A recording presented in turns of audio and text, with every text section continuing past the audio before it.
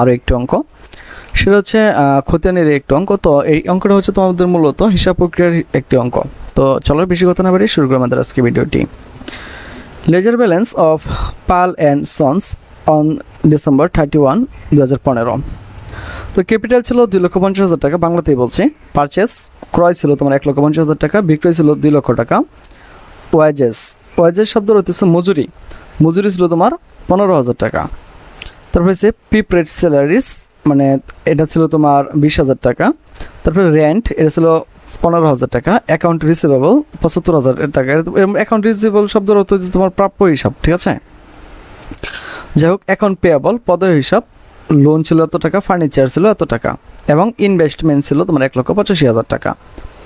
তো এখানে যে কিছু তোমার অ্যাডজাস্টমেন্ট দিয়েছে, অর্থাৎ কিছু সমন্বয় তারা দেওয়া দিয়েছে। এখানে বলছে ওয়াজেস ডিউ 2,500 টাকা, এটা বাকি ছিল আর কি।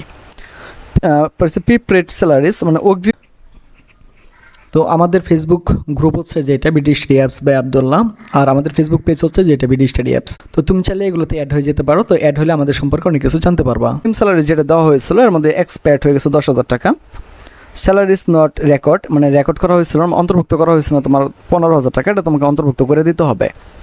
Depreciation to provide on furniture 10%, অর্থাৎ ফার্নিচার উপরে তোমাকে 10% অবশ্যই ধরতে হবে। তখন বলা হয়েছে প্রিপেয়ার অ্যাডজাস্টমেন্ট ট্রায়াল ব্যালেন্স, অর্থাৎ ট্রায়াল ব্যালেন্স মানে কি তোমাকে এখানে রেয়ামিলটা করতে বলা হয়েছে। তো এখানে আমরা যেটা আছে, প্রথমে যেটা আছে এগুলো আমরা আগে লিখে ফেলবো, লেখার পরে যে আমাদের যেটা করতে হবে সেটা আমরা লিখে নেবো। আমি আবার বলছি, প্রথমে এখানে যেগুলো আছে না এগুলো লিখে নিবা, একটা রেয়ামিল করে লিখে নেবো, পরে একটা অ্যাডজাস্টমেন্টের আমরা একটা ঘর বানাবো। তো ওইটার ভিতরে যাই যেগুলো তোমার কম বেশি আছে ওইগুলো আমরা লিখে দেবো। তো একদম সহজ। তো চলো শুরু করি। তো প্রথমে লিখবো Pal and sons trial balance adjusted 31 December 2015। প্রথমে দেখো অ্যাকাউন্ট টাইটেল, পরে লিখবো আমরা trial balance adjustment trial balance. তো প্রথমে আমরা যেটা করবো, দেখো লেখা আছে যে ক্যাপিটালে 2,50,000 টাকা আছে। তো আমরা দেখো প্রথমে ট্রায়াল ব্যালেন্স যে হিসাব যেটা আছে ওটা লিখে নিচ্ছি 2,50,000 টাকা। তারপরে দেখো একটা করা আছে যে পারচেসে ছিল তোমার 1,50,000 টাকা। তো পারচেসে আমরা 1,50,000 টাকা লিখেছি। এখানে একটা কথা আছে যে তোমরা জানো যে মূলধন কিন্তু ক্রেডিট হয়, তোমরা জানো যে পারচেস মানে ক্রয় ডেবিট, আবার সেল ক্রেডিট, এটা তো তোমরা জানো আশা করি সকলেই, ঠিক না। পরে দেখো পরে লেখা আছে যে মজুরিটা আমরা নিয়ে নেব। তারপর হচ্ছে প্রিপেড স্যালারিস, এগুলো যেগুলো আছে আমরা লিখে নেবো এগুলো। হ্যাঁ, মজুরিটা নিয়ে নিচ্ছি, স্যালারিটা নিয়ে দিয়ে দিয়েছি আমরা। পর রেন্ট ভাড়া, এটা একটা খরচ, সেটা দিয়ে দিয়েছি, ঠিক আছে। তো এখানে যেগুলো আছে প্রথম বেলা একদম এই পর্যন্ত তোমার ফার্নিচার পর্যন্ত আমরা লিখে দিব, ঠিক আছে। যাই হোক, আমরা এগুলো লিখে দিব। তারপর আমরা সিরিয়ালে যাই, কেমন। তো এটা নিয়ে কী কথা ছিল, মানে এখানে মজুরির ভিতরে কথা আছে। তো মজুরির ভিতরে দেখো 15,000 টাকা, আমরা এখানে একটা ঘর বানাবো অ্যাডজাস্টেড। তো মজুরি ঘর যেটা আছে দেখো এখানে ডেবিট করতে হবে, আমাকে আরও যোগ করতে হবে 2,500 টাকা। 2,500 টাকা যোগ করার পরে ওখানে সেলের ভিতরে একটা কথা ছিল, হ্যাঁ সেলের ভিতরে একটা কথা ছিল, সম্ভবত তারা সেলের 15,000 টাকা অন্তর্ভুক্ত হয়েছিল না। তো এখানে যে আমরা সেল লিখলাম 2 লক্ষ টাকা, এর লগে আমরা কি 50,000 আর 15,000 টাকা অ্যাড করে দেবো। তাহলে এই 2 লক্ষ টাকার সাথে অ্যাডজাস্টমেন্ট ট্রায়াল ব্যালেন্স যেটা রয়েছে ওটার সাথে আমরা 15,000 টাকা যোগ করে আমরা এই করে নিয়ে আসবো, কেমন। তো দেখো এখানে ক্যাপিটালে 2,50,000 টাকার পরে এটার মধ্যে কোনো তোমার ছিল না, কি বলে এটা কোনো সমন্বয় ছিল না, যেন একদম এটা আমরা ওই ক্রেডিট পাশে নিয়ে যাব। যদি যেগুলোর ভিতরে সমন্বয় আছে শুধু আমরা এইগুলোরে এই সমন্বয়ের ঘরে লিখবো, অ্যাডজাস্টমেন্টের ঘরে। পারচেসের কোনো কথা নেই, তো পারচেস যেমনি আছে আমরা এমনি নিয়ে আসবো। সেলসের ভিতরে 15,000 টাকা নিয়ে একটা কথা আছে যে 15,000 টাকা তাদের অন্তর্ভুক্ত হয়েছিল না। তো 15,000 টাকা আমরা কি সেলসের লগে অন্তর্ভুক্ত করে দেবো। তাই যে 15,000 টাকা এই করে ক্রেডিট পাশে দিয়ে দেবো। দুটো আমরা ফেসবুক গ্রুপ কোনটা, তোমরা ফেসবুকে যে লিখবো হচ্ছে সেই দেখো BD study apps by Abdullah. তো এটা লাগার সাথে সাথে কিন্তু তোমাদের সামনে এই গ্রুপটা চলে আসবে। মনে রাখবা আমাদের শুধু একটাই অফিসিয়াল গ্রুপ, আর এটা হচ্ছে সেটা করে এই করে নিয়ে আসবো। পরে মজুরির ভিতরে বলা হয়েছে যে মজুরি এখানে তারা যেটা দিয়েছে যেটা 15,000 টাকা। তো এখানে আরেকটা কাহিনী আছে, কাহিনীটা হচ্ছে তোমার 2,500 টাকা মূলত বাকি আছে, এটা আমরা অ্যাড করে দেবো। তো আমরা অ্যাড করে দিয়ে আমরা এই করে নিয়ে আসবো, 17,500 টাকা হয়ে যাবে। তারপরে স্যালারি নিয়ে একটা কথা আছে, 20,000 টাকা স্যালারি ছিল, এর মধ্যে কি তোমার খরচ হয়ে গেছে তোমার 10,000 টাকা, আর 10,000 টাকা থেকে যাবে, এটা আমরা এই করে রেখে দেবো। রেন্ট ভাড়া নিয়ে কোনো কথা নেই, ভাড়াটা আমরা এই করে নিয়ে আসবো। অ্যাকাউন্ট রিসিভেবল সম্ভবত কোনো কথা আছে, অ্যাকাউন্ট রিসিভেবল একটু দেখতে হবে। 75,000 টাকা আছে অ্যাকাউন্ট রিসিভেবলে, এখানে 15,000 টাকা আমাদেরকে অ্যাড করে দিতে হবে। সম্ভবত এটা সেলের অন্তর্ভুক্ত, দেখো সেল নট রেকর্ড, এই যে 15,000 টাকা রেকর্ড হয়েছিল না, তো এটা আমাদেরকে রেকর্ড করে দিতে হবে। তো আমরা অ্যাকাউন্ট রিসিভেবলের সাথে যোগ করে দেওয়া এটা আমরা 15,000 টাকা নিয়ে আসবো। তো অ্যাকাউন্ট পেয়েবল নিয়ে কোনো কথা নাই, তো পেয়েবল যেমনি আছে আমরা নিয়ে নিব। লোন, তো লোন নিয়ে কোনো কথা নাই, এখানে লোন নিয়ে কোনো কথা নেই। লোন ছিল 75,000 টাকা, তো লোনটা আমরা সরাসরি কী করবো 75,000 টাকা করে নিয়ে আসবো। ফার্নিচার, তো ফার্নিচার আছে তোমার 1,20,000 টাকা, তো 1,20,000 টাকা আমরা এই করে নিয়ে আসবো। ইনভেস্টমেন্ট 1,25,000 টাকা আছে, তো 1,25,000 টাকা আমরা এগুলো নিয়ে আসবো।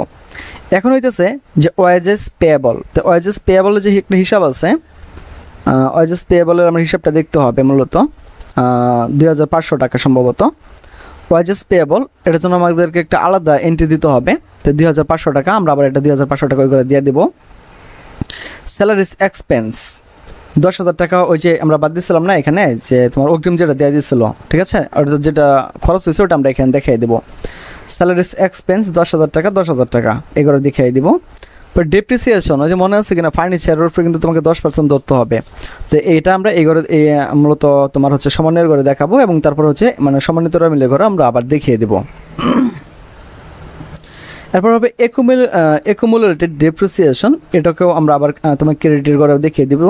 ডেপ্রিসিয়েশন যেটা আছে এটা যাবে দেয় হচ্ছে তোমার ডেপ্রিসিয়েশন হিসাব ডেবিট, পর একুমুলেটেড ডেপ্রিসিয়েশন হিসাব ক্রেডিট, এটা আমাকে এই ঘরে দেখিয়ে দিতে হবে। অর্থাৎ ওই যে তোমাদের মনে আছে কিনা আমরা যে করছিলাম কার্যপত্র করছিলাম, যে আমার যে এন্ট্রিগুলো থাকবে ওই এন্ট্রিগুলো লেখার পর যে এন্ট্রিগুলো থাকবে না ওইগুলো কিন্তু আমাকে এখানে দেখিয়ে, যেমন ধরো ওয়াজেস ডিউ, অর্থাৎ এটা বাকি ছিল, ঠিক না, তো যেটা বাকি ছিল এটা কিন্তু আমাকে আলাদা একটা ঘর এখানে যোগ করতে হবে ওইখানে, ঠিক আছে, কিন্তু এখানে আমাদেরকে আলাদা একটা ঘর নিয়ে নিতে হবে।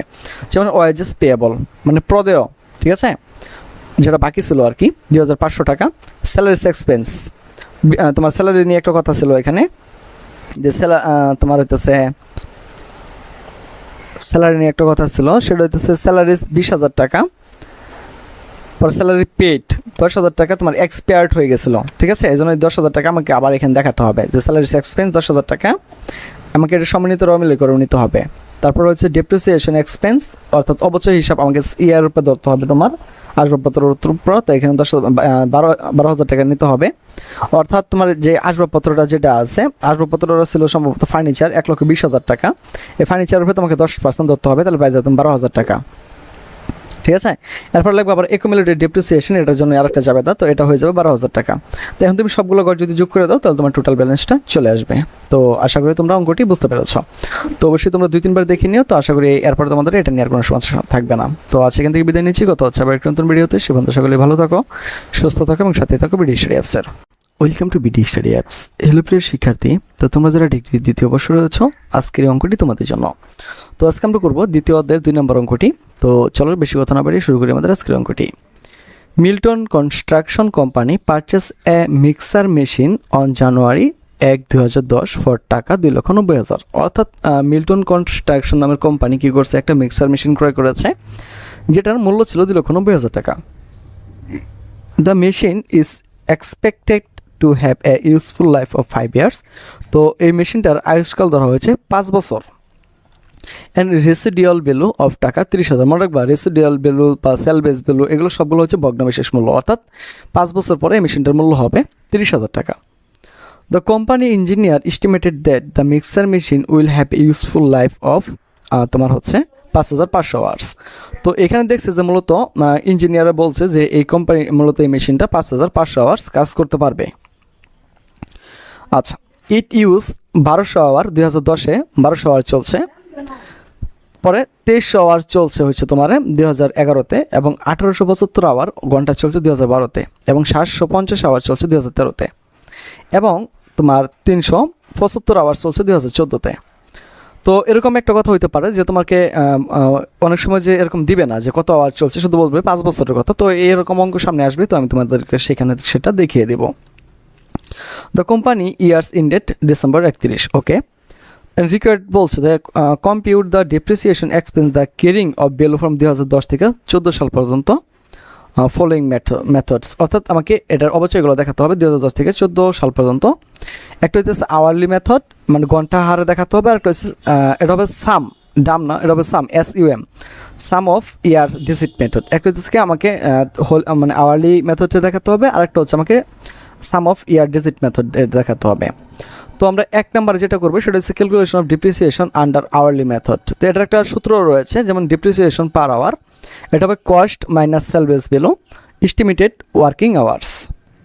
তো কস্ট, মেশিনের কস্টটা ছিল মূলত তোমার 2,90,000 টাকা এবং এটা সেলভেজ ভ্যালু ছিল 30,000 টাকা। তো এটা আমরা বাদ দিয়ে দেবো এবং টোটাল, এটা যে টোটাল আওয়ারটা আছে, টোটাল আওয়ারটা আমাদেরকে যোগ করে নিতে হবে, এই সবগুলোর যোগ করতে হবে, যে এটা এটা এটা সবগুলোর যোগ করতে হবে।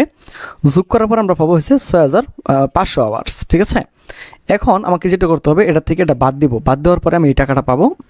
টাকাটা থেকে এই টাকাটা যেটা পাবো এটার আমরা কী করবো, এই টোটাল যে আওয়ারটা রয়েছে এই টোটাল আওয়ারটা আমরা ভাগ করবো, তাহলে আমরা প্রতি আওয়ারের জন্য 40 টাকা করে পাবো। ঠিক আছে, এখন দেখো কীভাবে হয়, আমরা এরকম একটা বক্স করবো, লিখবো টেবল ফর ক্যালকুলেশন। আর তোমার যদি মনে হয় যে স্যার আমি এটা করতে পারবো না, আমি এই লাইনটা লিখতে পারবো না, লেখার কোনো দরকার নাই, শুধু এটা লিখবা আন্ডার আওয়ারলি মেথড। 1 নাম্বার লিখবা ইয়ার, 2 নাম্বার লিখবা প্রোডাকশন আওয়ার, 3 নাম্বার লিখবা ডিপ্রিসিয়েশন পার আওয়ার, তৃতীয়ত থাকবে ডিপ্রিসিয়েশন, 4 নাম্বার থাকবে অ্যাকুমুলেটেড ডিপ্রিসিয়েশন, 5 নাম্বার থাকবে ক্যারিং ভ্যালু বা বুক ভ্যালু, তোমার ইচ্ছা। তো খেয়াল করো, আমরা লিখবো হইতেছে 1 2 3 4 5, যেহেতু 5 বছরের কথা বলা হয়েছে আমরা 5 পর্যন্ত লিখবো। আর এখানে 6 নাম্বার রেখে দেবো হইতেছে ক্যারিং ভ্যালু, অর্থাৎ সর্বশেষ ভগ্নাংশের মূল্য যেটা থাকবে সেটার জন্য আমরা এটা রেখে দেবো। দেখো 2010 সালে আমাদের মূলত 1200 আওয়ার ঘন্টা কাজ করছে আর কি মেশিনটা। তো আমরা এখানে লিখবো 1200 আওয়ার। তো প্রতি ঘন্টা দেখো 40 টাকা করে না, তো আমরা এখানে 40 টাকা বসায় দেবো। তো 1200 40 দ্বারা আমরা গুণ করবো। ঠিক আছে, 1200 40 দ্বারা গুণ করে আমরা পাবো কত, 4800 টাকা। ঠিক আছে, তো 5 নাম্বার করে আমরা 4800 লিখবো। এরপর আমরা যেটা করবো সেটা হইতেছে মেশিনটার মূল্য ছিল কত, তোমার 2 লক্ষ, এই মেশিনটার মূল্য ছিল দেখো 2,90,000 টাকা। মেশিনটার মূল্য ছিল কত বলো, 2,90,000 টাকা। তো আমরা এই 2,90,000 টাকা থেকে এই যে 48,000 টাকাটা যে আমরা মানে তোমার হইতেছে পাইলাম, এই যে এই 48,000 টাকা, ঠিক আছে, তুমি চাইলে এটাও নিতে পারো, কোনো সমস্যা নেই। এই যে এই 48,000 টাকা যে আমরা পাইলাম, এটা হইতেছে 2010 সালের অবশ্যই ছিল। তো আমরা মেশিনটা ছিল হইতেছে 2,90,000 টাকার। তো এখান থেকে 48,000 টাকা আমরা বাদ দিয়ে দিব, তাহলে হইতেছে এই 2,42,000 টাকা তোমার আয় যুক্ত হবে পরবর্তী বছরে। ওকে, তো তুমি চাইলে এই দেখো 2010 সালেরটা আমরা বের করলাম, মানে 11 সালে কত আওয়ার ছিল দেখো, আমরা নিয়ে নিচ্ছি এই দেখো 2300 আওয়ার্স। তো আমরা এখানে 2300 আওয়ার্স বসাই দিলাম, কত টাকা করে বলো, 40 টাকা করে, তাই না? তো 2300 × 40 আমরা পাইছি এই টাকাটা। এখন এই যে 92,000 টাকা আছে না, 92,000 টাকার সাথে এই যে 48,000 টাকা যোগ করবা, যোগ করার ফলে তোমার হয়ে যাবে 1,40,000 টাকা।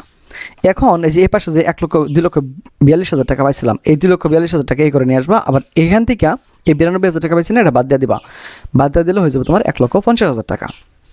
এখন আমরা 2012 সালে চলে আসবো। 2012 সালে তোমার এখানের ভিতরে ছিল 1875 আওয়ার। তো আমরা এখানে 2012 সালে 1875 আওয়ার লিখবো, এই 40 টাকা করে 75। ফেসবুক গ্রুপ কোনটা, তোমরা ফেসবুকে যে লিখবো হচ্ছে সেই দেখো BD study apps by Abdullah. তো এটা লাগার সাথে সাথে কিন্তু তোমাদের সামনে এই গ্রুপটা চলে আসবে। মনে রাখবা আমাদের শুধু একটাই অফিসিয়াল গ্রুপ, আর এটা হচ্ছে সেটা, এছাড়া কিন্তু আমাদের বাইরে আর কোনো গ্রুপ নাই। 70,000 টাকা, তো এই 75,000 টাকার সাথে আমরা এই যে 1,40,000 টাকা যোগ করবো, যোগ করলে হয়ে যাবে তোমার 2,15,000 টাকা।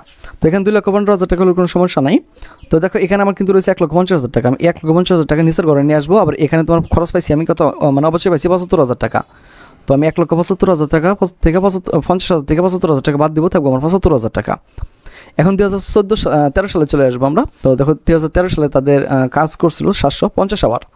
তো আমরা এখানে লিখবো 750 আওয়ার, 40 টাকা করে 30,000 টাকা। 30,000 লগে আমরা 2,15,000 টাকা যোগ করাম, হয়ে যাবো 2,75,000 টাকা। তো এই যে এখানে যে 75,000 টাকা ছিল, এখান থেকে আমরা এই 30,000 টাকা যে পাইছি 30,000 টাকা বাদ দিয়ে দিব, পাইবো আমরা 45,000 টাকা।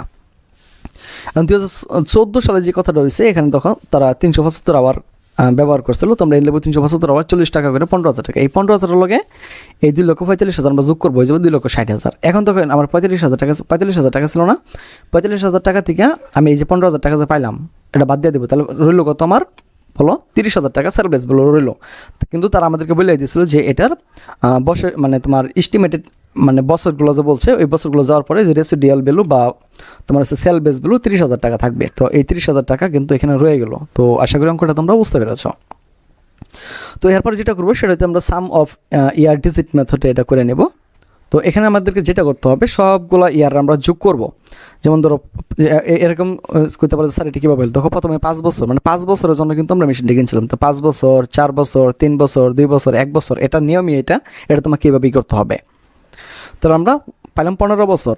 তে তোমার হইতেছে দেখো ডিপ্রিসিয়েবল কস্ট অর্থাৎ ভগ্নাবশেষ মূল্যটা বাদ দেওয়ার পরে যেটা থাকে 2,90,000 টাকা থেকে তোমাকে 30,000 টাকা বাদ দিতে হবে, অর্থাৎ বছর মানে সব শেষে যাহারে এত টাকা থাকবে।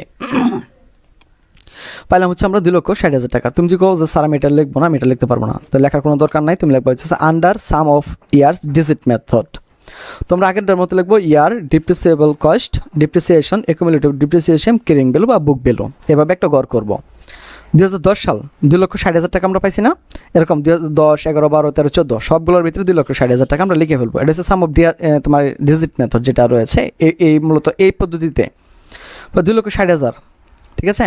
অনুপাত এই অনুপাতের যোগফল পাইছি কত আমরা 15, আমরা লিখবো হচ্ছে 15, নিচে লিখবো 15, প্রথম অনুপাত কত ছিল 5, উপরে লিখবো 5, 15 দিয়ে 2,60,000 ভাগ করা মানে ভাগ করবো, ভাগ করে 5 দ্বারা গুণ করবো, তাহলে আমরা এই টাকাটা পাই যাবো 86,667 টাকা। তো এই টাকাটা আমরা এই ঘরে লিখে দেবো, ঠিক আছে।